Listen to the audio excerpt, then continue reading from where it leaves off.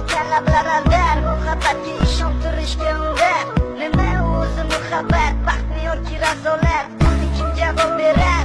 Agarda sevganingga qilganingda tunda qo'ng'iroq bo'lsa band, so'ngra esa xizmat, so'ngra esa minglab xayollar tungacha qiynab. Tun esa o'tadi go'yoki asr, lekin qiladi sabr.